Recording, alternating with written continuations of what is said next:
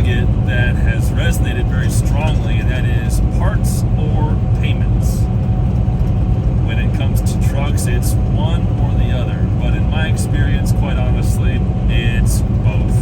And if you think it's anything other than that, you're kidding yourself, or you have an absolutely outstanding lease with Penske or whoever else, where all you do is drive and everything else is taken care of.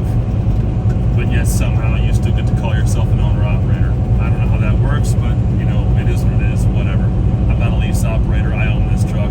So for me, it's parts and payments, not parts or payments. That's just the nature of the beast. And that's just how it's gonna be. Let me tell you my latest parts woes, and I'll kind of work backward here. So today's job was to replace my water pump, which was first diagnosed to be leaking last fall. But last fall, if you've been following me for a long time, you remember that I had a bunch of issues with my wiring harness, DPF, NOx sensors. Both of those got replaced. And then there was this myriad other little issues that came along between then and now, that the water pump just sort of got pushed back by the wayside because it stopped presenting itself as a problem until yesterday morning. I'm sitting in a tiny little dock of a tiny little shipper in a tiny little suburb near Philadelphia, and I left my truck running to idle in case I needed to, decouple and move out of the way, because my truck was so long and the shipper's docks were so shallow that the majority of my tractor was out into one of the lanes of traffic. Fortunately, I never had to get back in and move, but when I did get back into the truck to start rolling, I noticed that my temperature gauge, I was idling at 200 degrees, and I immediately knew that that was not what I should be idling at. So my first thought is, okay, do I have a temperature sensor going bad? Which, considering how many sensors I've replaced on this truck in the last year, both of my NOx sensors, leveling sensor, temperature sensor on my rear drive axle, I think. No, that was 2 years ago, I'm sorry. There were a couple other sensors in the front end I replaced. Had a lot of sensors replaced over the last year. So my first thought is, okay, do I have a temperature sensor going bad? Because I knew my coolant level was good, and I also could see there wasn't any coolant puddling on the ground, so I knew I didn't have a leak. But still, it was bugging me, so when I got down to a point where I could stop and investigate, after I drove through Philadelphia, where I saw this, by God, that is the SS United States. Holy mackerel. You can't really see it over there, YouTube, but that is a nautical artifact. See if I can get a clear picture of it briefly before pass out of here. Yeah, there you can see it, sort of. Wow. And I also saw this, decommissioned cruisers. Incredible. Just incredible. And got to play the Tourist, which was a lot of fun. I didn't get a good shot of the USS New Jersey, unfortunately, because where it was moored and where I was driving did not make it very easy or safe for me to try to get a good view of the ship, at least with my phone, but I could see it from where I was driving, which was a lot of fun. New Jersey is a ship I'm looking forward to visiting. But that is